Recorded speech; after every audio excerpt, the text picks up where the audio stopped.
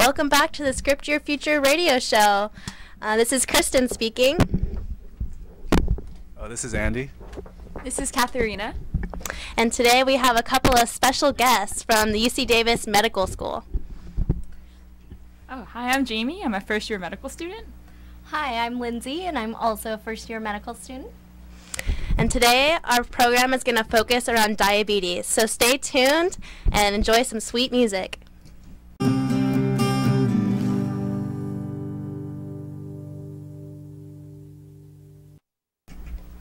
Welcome back to Script Your Future program. This is Lindsay, and Jamie's going to talk about diabetes. Okay. Hey, this is Jamie. So diabetes is a chronic disease characterized by high blood glucose that affects over 6% of the world population. In the U.S. alone, there are over 25.8 million people affected, which is 8.3% of the population. 1 in 4 people over the age of 20 has diabetes, and 1 in 400 children and teenagers have it as well. The number of people diagnosed is increasing rapidly, with almost 2 million people newly diagnosed in just 2010.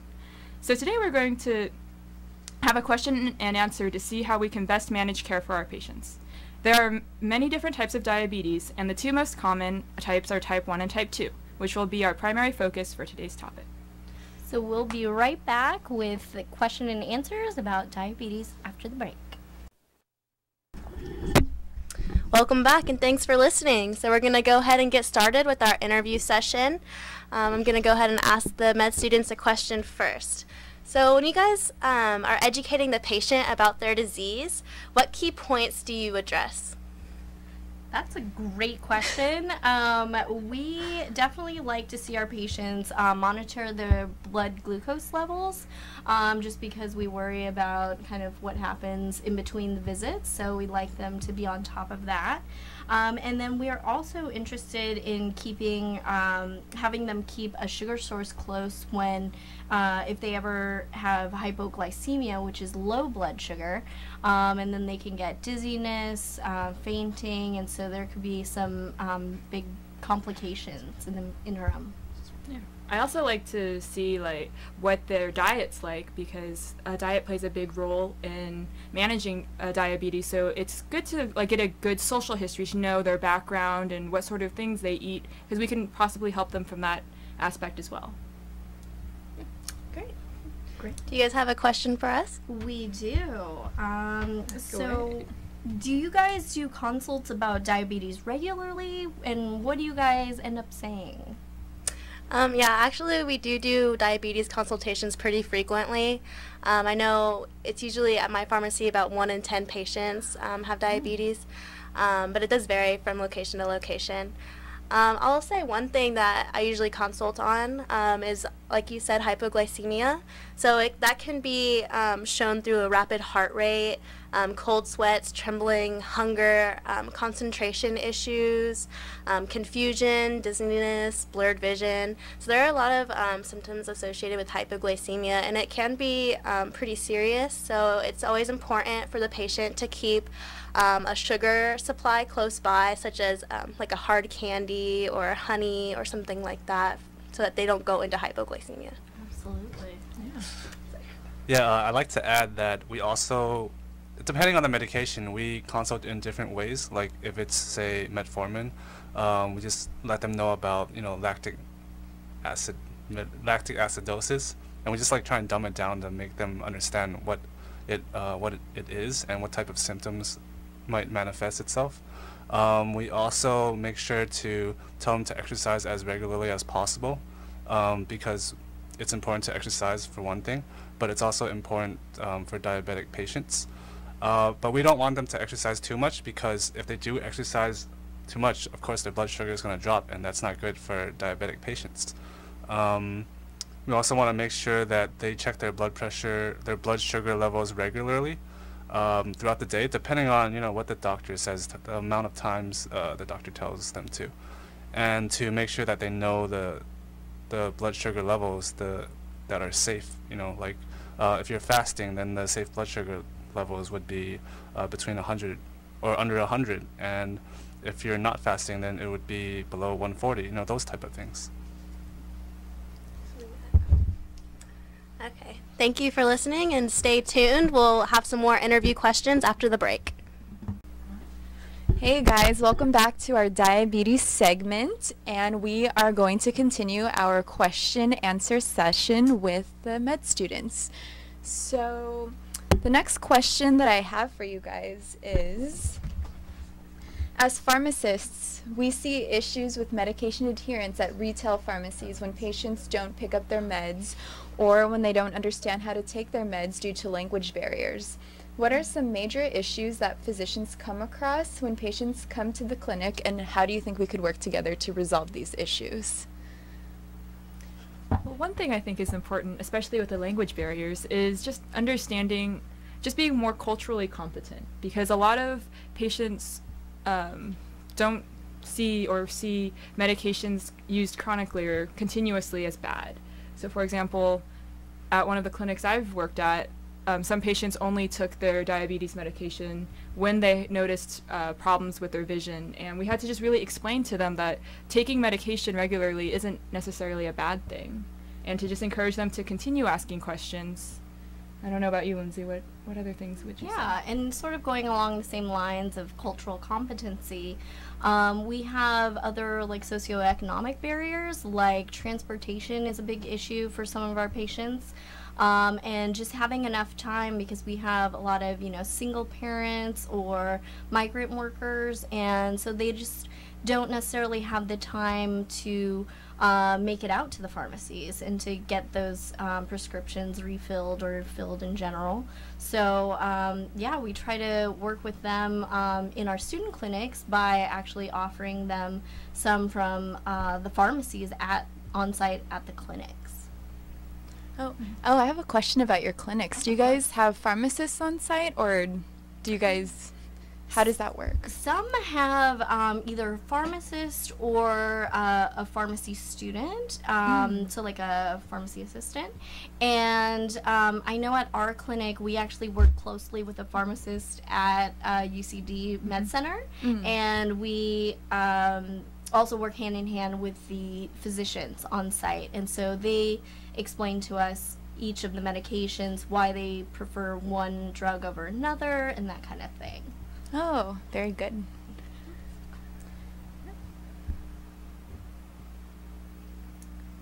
Okay. So, Do you have a question for us? why?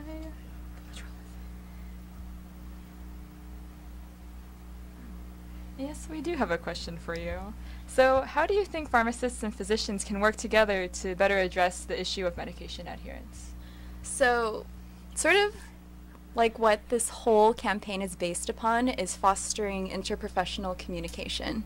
So I think the biggest thing is to sort of figure out a way to establish better communication between physicians and pharmacists. And not just physicians and pharmacists, but physicians, pharmacists, dentists, nurses, PAs, and everybody else in the healthcare profession. So one of the ways that I think that could be made possible, and I think you guys sort of mentioned it earlier in the break, is you guys could encourage the patients to come and talk to us more about how to take the medications and just really communicate with us. And conversely, we as pharmacists, we see them at the sort of the end where we give them their treatment and after they've already seen you guys. But sometimes patients might have questions about their health. They might have questions about their medications that we might not be able to address. So we could sort of guide them by providing them with questions to ask you guys. So at their next visit, or if they can call a nurse over the phone or go to your clinic, they can come prepared the next time so that they will have an idea on, how to effectively ask the questions. So that's sort of my take on it. Yeah, and to kind of add on to what you're saying, like, I definitely think it can't be stressed enough how much we're all kind of part of this healthcare team, and that working together and communicating with each other can really give our patients, better care and really kind of an ideal situation there. Yes, I agree. So anyways, I'm really happy that you guys are here, and I'm glad that you guys are here to share your thoughts. We will be back after this break with some more questions. Robert and Alex will be in here next to ask them a little bit more about what they do and to sort of pick their brains about medication adherence. So stay tuned. All right, welcome back to the Script Your Future program. So we're going to continue on with more questions for our guests. So the question will be, diabetes is the most rapidly growing chronic disease of our time, and these diabetic patients take medications to help control their symptoms and blood sugar. But they can also make lifestyle changes in their everyday activities to improve, possible exacerbations. As pharmacists, although we do remind patients to make lifestyle changes, our primary focus is on telling them to take their medications. So having patients commit to these lifestyle changes is probably just as hard, if not even harder, than being adherent on their medications. Definitely. And what ways can you as physicians improve upon their compliance levels in terms of, their everyday lifestyle changes type of things? You make a really good point about how behavior modification is really, really challenging just for anyone, not just patients with diabetes. And so if they are able to, either lose weight or control their blood sugar really well, we can actually minimize the number of medications that we provide to them, and maybe even the number of dosages. That way it's more reasonable, kind of the way that they have to take their medication, because we find that if it becomes a strange, like a really high number of doses throughout the day, that they just aren't going to do it. And really we can't expect anyone to, because I feel like it would be hard for me to take medication 5 times a day. So yeah, that's kind of something we try to do. We try to make it much more manageable for them. In regards to lifestyle changes, I really just like to get to know the patient, because you can find little things to get them to motivate themselves. For example, a lot of the older patients take care of their grandkids, so you try and encourage them, say, hey, why don't you just go take your grandchild to the park when you're looking after them, and maybe join them, go walk around, or just try to find things that they like. If they like dancing, tell them about some free salsa dancing classes nearby, or anything like that. Try and see what they can do, or even at least just getting them to think about it, like to think about the changes and planting that seed, because you can't force someone to, you can only just encourage them. And so that's something that I definitely try to do, and I feel that that's probably one of the more effective strategies that I have or have seen being done. Mm-hmm. Pretty much to individualize the therapies, right, for a certain type of individual. Yeah. Exactly. And bringing in family members to help you. Family members are just a great source of support. And you can bring them in and do, cooking classes together and just make it, like a family event. And so everyone ends up eating healthy. And so just one patient's therapy could end up helping much more than just the one patient. Right. I agree with that. And it's also good to use the family members as motivation, like I said. It's good to have a support network when you're trying to make such a big change. Even though it seems small, any amount of behavior modification is, big. So I like to do that and just encourage them to find support groups, or find friends or family members to change with them. They seem way more enthusiastic when you point out, oh, you could... for example, I know with smoking, it's like, oh, well, my grandchildren want me to quit smoking. So it's like, use them as encouragement. And it's always easier when someone's backing you up, trying to make the change, right? Absolutely. Okay. Yeah. So we kind of have a question for you, which I'm sure you're going to ask. So what do you guys notice about patients with diabetes? Do they seem compliant or knowledgeable about their medications? And then if not, what are you guys able to do for them? Well, I'm going to answer this personally, and then I'll have some of my other guests, or not my other guests, my other regulars, come on and answer on their point of view. So for me, my point of view, nothing's really that different between diabetic patients and other patients, except for they're probably more aware of their diabetes and their conditions, possibly having diabetes for a long time already, so they know what to do. They know, how to use their blood sugar monitors and what type of medications they need to take. And some are more compliant than others, but there's always going to be those bad eggs, that don't take their medications. They don't come in and get their refills on time. And in that case, you might see sometimes they come in the next time and they'll have like a more deeper therapy where they have a higher dosage of a certain type of medication, or an additional medication added onto their prescriptions. And we really want to prevent that as pharmacists, and of course as health professionals as well, Right. just so they won't have to take as much medications, and they won't forget to take medications possibly with the amount of medications that they're taking. But most are pretty knowledgeable about what they take, and they don't really need much prodding about the importance of diabetic medications. Yeah.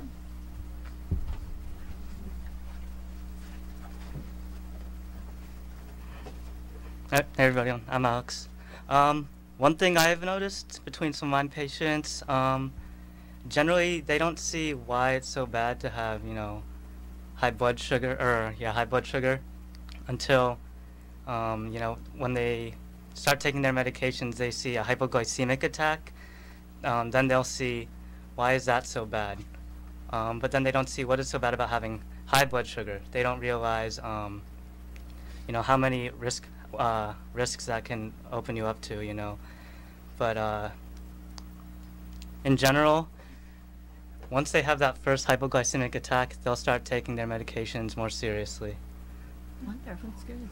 It's unfortunate they have that event, but it's good that they recognize that. Yeah. All right, we're going to go back to some music, so stay tuned for more questions for our guests.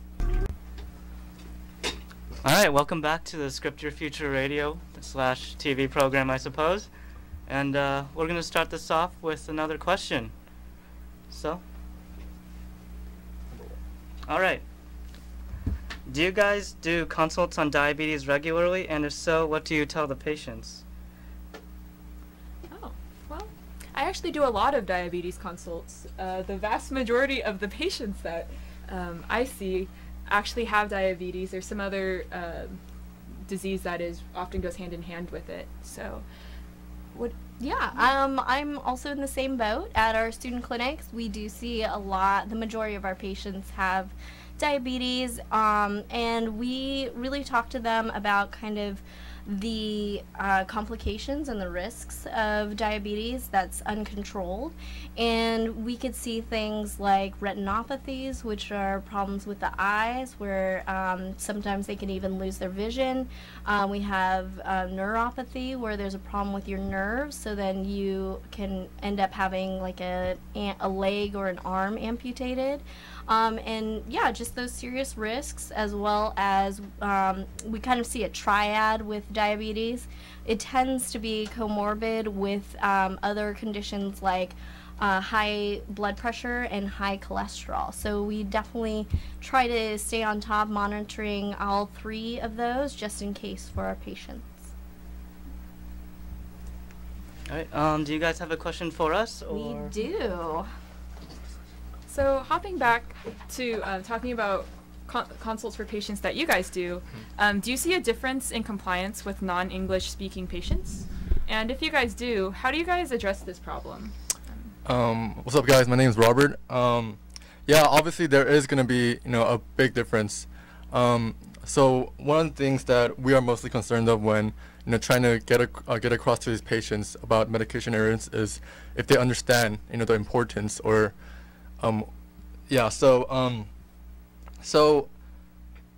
what we do is we try to maybe, hire a translator or, try to reach out to the family member to kind of try to explain to them how important it is to adhere to one's medications, because if not, it will lead to like further, illnesses or further complications that will be harder to fix.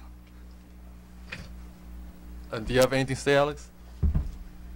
Yeah, that's usually just a very difficult issue if we don't have a translator and we don't have anyone in the store at all able to, translate. Usually if there's Spanish, there's someone in the store that's able to volunteer. But if there's no one else, then what I do personally is just use my phone, use my Translate app, and if it's something I can read back to them, if I have a basic understanding, I can do that, or I just have them read the phone, and then just do it best we can. That's a great use of technology. Indeed it is. All right, we're just going to play some tunes, and then we'll come back and close the show out. All right, welcome back to Script Your Future. We're going to conclude our program now. We'd like to thank our guests from UC Davis in coming onto our show and sharing their expertise and and their knowledge. So do you guys have anything to say? Of course. Thank you so much for having us. We had a great time and love talking with you. And remember to script your future. Thank you.